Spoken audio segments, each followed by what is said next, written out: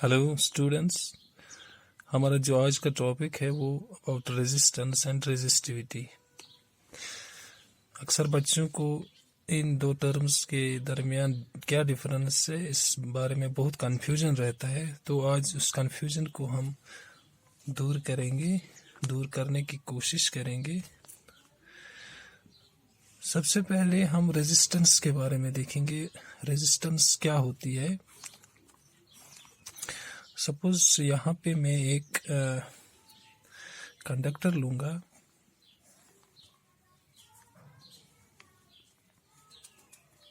ठीक है।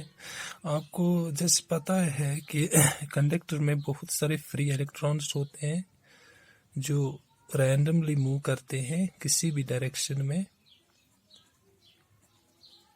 ऐसे ऐसे, ठीक है। तो जब ये मूव करते हैं ड्यूरिंग देयर मूवमेंट ये एक दूसरे के साथ टकराते हैं, ठीक है।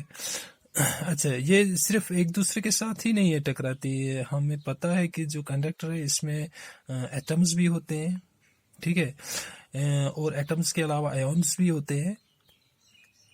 तो ये सब के साथ कोलिजन करते हैं।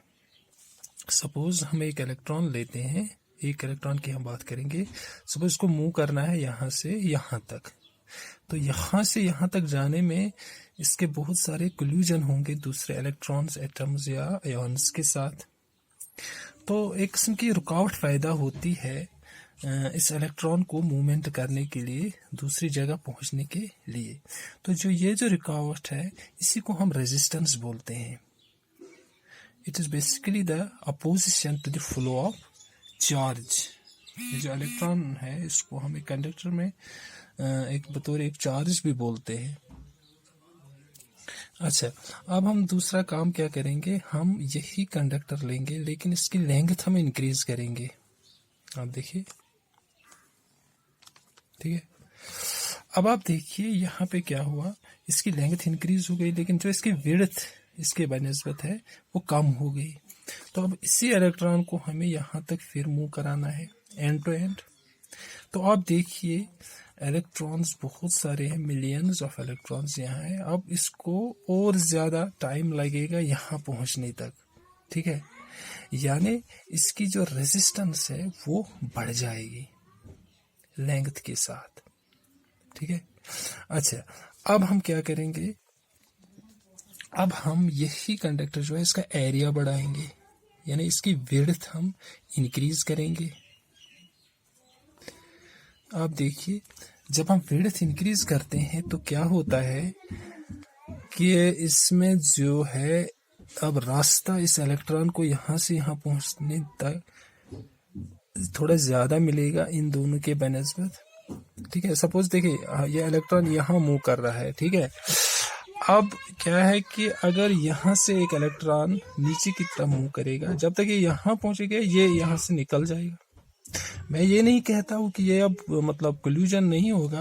आपको पता है कंडक्टर में मिलियंस ऑफ इलेक्ट्रॉन्स थे, फिर भी करेगा कोलिजन, इसका फिर भी हो जाएगा, लेकिन इन दोनों के बनिस्बत कम होगा। यानी हमने देखा जो रेजिस्टेंस है वो अब इसमें कम हो रही है इन दोनों के बनिस्बत, ठीक है। अच्छा, अगर हम मैथमेटिकली हम इसको लिखेंगे तो हम ये कहेंगे कि R is directly proportional to length, यानी लेंथ जितना ज़्यादा होगा रेजिस्टेंस भी इतना ज़्यादा होगा, ठीक। अच्छा, दूसरा अगर हम देखेंगे R जो है inversely proportional to area of cross section, यानी जितना ज़्यादा एरिया होगा रेजिस्टेंस उतना कम होगा। जैसे कि हमने इस कंडक्टर में देखा, इसका हमने एरिया इंक्रीज किया तो रेजिस्टेंस भी इसका कम हो गया। अच्छा, अगर इन दो इक्वेशंस को हम मिलाएंगे तो यहाँ बन जाएगा ये इक्वेशन और डायरेक्टली प्रोपोर्शनल टू L/A, ठीक है। अच्छा, यहाँ पे जो प्रोपोर्शनैलिटी है इसको हम हटाएंगे यहाँ एक कांस्टेंट से, तो ये जो इक्वेशन है ये बन जाएगी और इज इक्वल टू रो, यहाँ एक क्वांटिटी हम नई यूज़ कर रहे हैं, रो एक कांस्टेंट है इनटू L/A, ठीक है। तो ये जो रो है ये कांस्टेंट है, इसको हम नाम देते हैं रो, तो इसको हम रेजिस्टिविटी बोलते हैं, रेजिस्टिविटी। अच्छा, अब ये रेजिस्टिविटी है क्या? देखिए, हम एक काम करेंगे, यहाँ पे इस इक्वेशन को थोड़ा अरेंज करेंगे। आप देखिए, यहाँ आएगा रो इज इक्वल टू और ए डिवाइडेड बाई एल। ठीक है, सपोज हमने ये कंडक्टर जो लिए हैं, या कोई भी कंडक्टर में से लेंगे, सपोज कोई कंडक्टर लेंगे जिसका area of cross section A is equal to 1 unit, और इसकी लेंथ जो है वो भी 1 यूनिट हम लेंगे।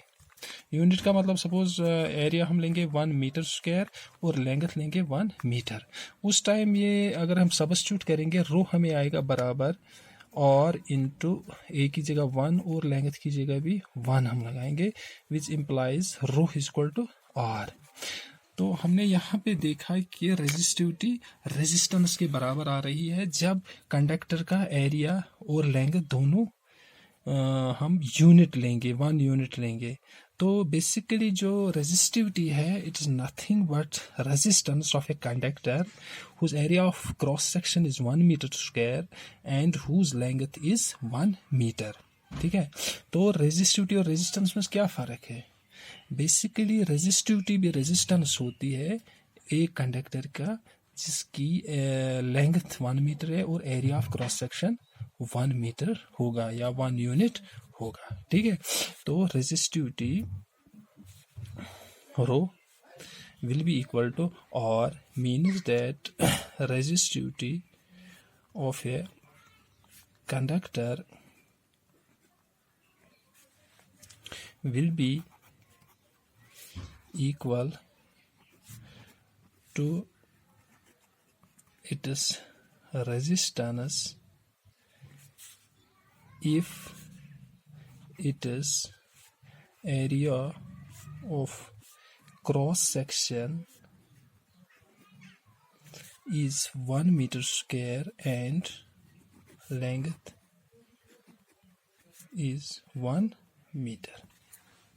ठीक है, तो इसको जो रेजिस्टिविटी है, इसको हम दूसरा नाम भी देते हैं, इसको हम बोलते हैं स्पेसिफिक रेजिस्टेंस भी हम इसको बोलते हैं, specific resistance, because it is also resistance but specific means इसका हम जब कोई भी कंडक्टर देखो, जो रेजिस्टेंस है उस मतलब वो हम किसी भी कंडक्टर की ले सकते हैं, किसी की कोई भी कंडक्टर हम लेंगे, किसी भी लेंथ का, किसी भी एरिया का, हम बोलेंगे इसमें रेजिस्टेंस है।